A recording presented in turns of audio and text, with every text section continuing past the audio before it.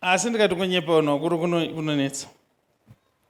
Pane pandataura vekuMozambique pana ndaona vamwe vachidzikisirwa. Vadzikiswa ndevapi? Simudzaitonda vangadzikiswa.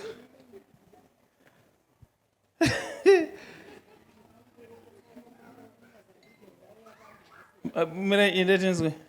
Mira taurisai mama tinzwe. Kusonga kuti ndawe ndiri kuMozambique kasi wauya pano nhasi here ngoni tinouya tese kumaclasses. Oh. Asi vatoti ndevekuMozambique. Ndinobva kuMozambique kasi ndakaberekerwa muno. Aiwa ndazvinzwa kana neni wofuti ndiri kuMozambique kasi ndakaberekerwa muno. Okay. Emunonzani mama? Ndinonzi Maria Emily Luis. Hey. Yeah, iMozambique. Kwemi? Susan Sairi. Aiwa. Ndafara. Aya. Vangonyepa. Maybe ndinyatsopinda kuno umwe kuMozambique chai. Umwe kuMozambique ndopi chai. Ko mukusimudza mchana sei? Imi mamsida kuprofita kwesei? Sei kusimudza rukoko? Ndiri kuda. Munonzani? Lydia. Aiwa. Muda kutanga muda unditiza. Uyaitinzwa.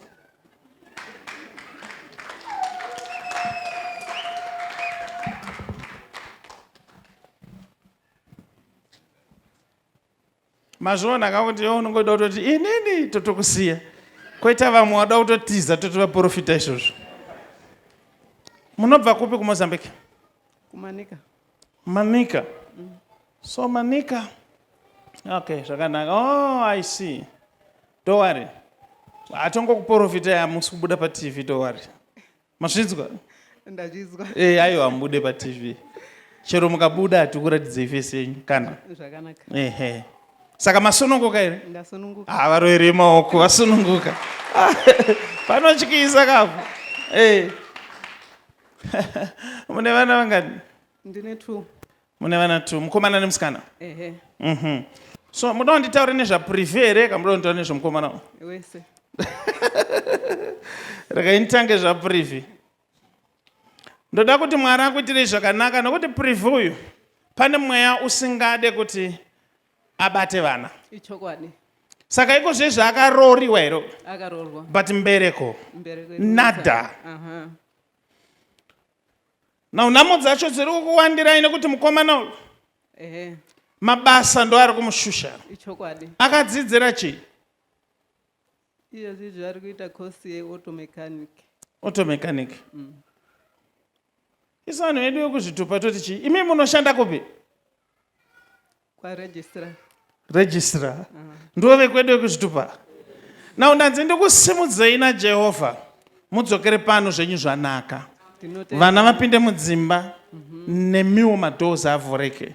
Simudzai maoko. Thank you my Father. Bless you. Amen. It's done. Maonoda zvikumboruma kaizvo. Ndiani mumwe futi ada kuprofita kana ndisi kuruma? Kumashure kuri nanu. Asi simudzai chono veMozambique ndinyatsokuonai.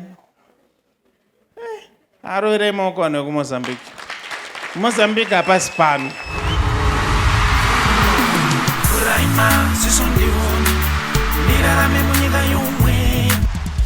Goodness and Mercy Ministries inokuunzirai No Eat Before It Happens Prophetic Conference. Ibakwazi kungakenzakali ziva zvisati zvaitika.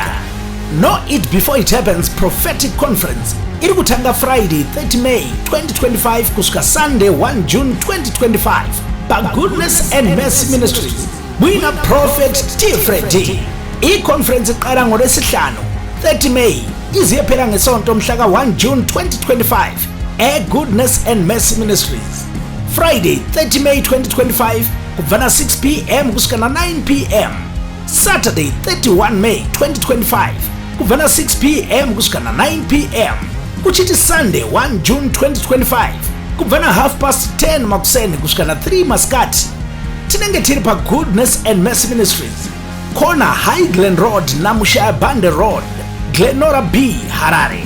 Tibatei shayo ucingo ku-0712 528 094 kana pa 0778 059 270. Prophet T Freddy vanoti hazvibvumidzwe kuti paitike chinhu chisina kumbobvira chakaprofitwa.